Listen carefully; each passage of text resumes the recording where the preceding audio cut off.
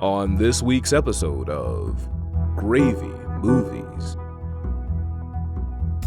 So I think there's one more movie that's an automatic no, and then the rest are either automatic yeses or debatable. I do not think Any Given Sunday should go on the list. This is something me and Mike watched over the last week.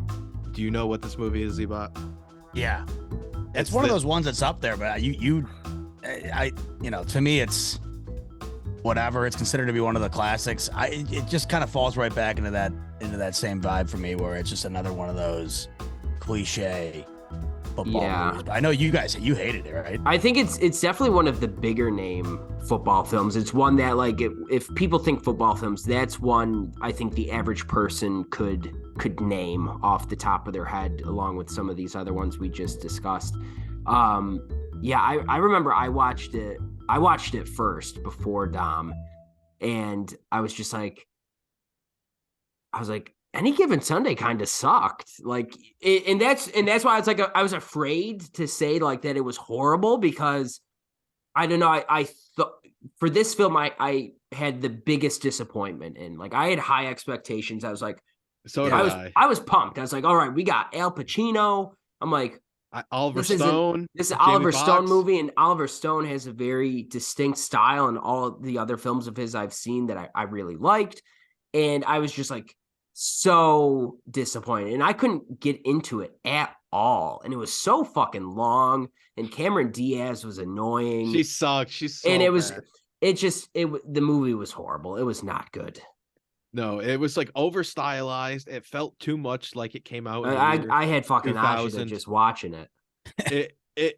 I understand like things are gonna date movies, and I want a movie to feel like of its time to a certain degree, but it was just like it was like a 3-hour music video, like a highlight reel music video. Yeah, cut with these horrible dramatic scenes of like, and the fake teams, and it was just the fake teams in this Ziva are horrible. What are the teams again? I forget what the teams are.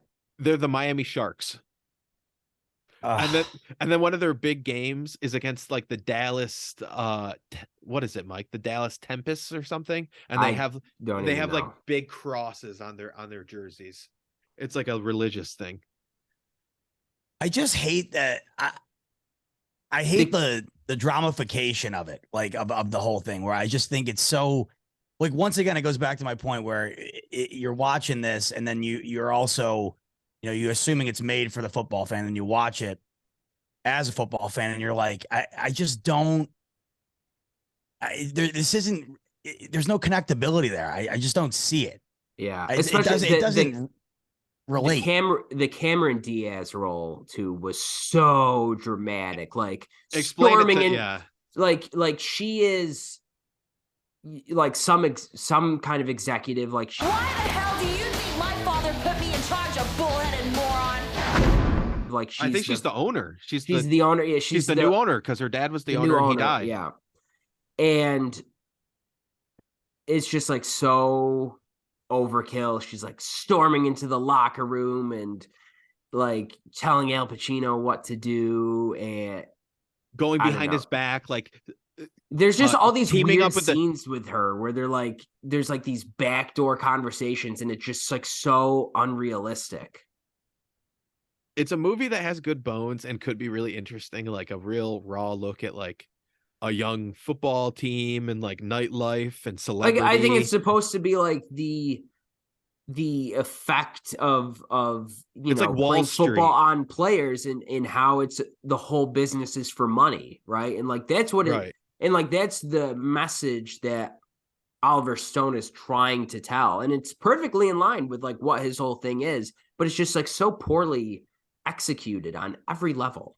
Yeah, especially stylistically, like all the songs that would cut in and all the football scenes. Like, how many tracking shots of a football were there where somebody would just sling it and it would be like slow. That's what I hate. Yeah, that's the worst part really about bad. this. It was this really is bad. Like out of this 3-hour movie, an hour 20 minutes is just like slow-mo football. Yeah, right. And it was like blurring and shit. Like it was giving me a headache just watching it. They would focus on linemen and stuff, and you would hear tigers growl. Like the sound design was like animals at the zoo, predators like growling and roaring. Yeah. Available most places you can find podcasts.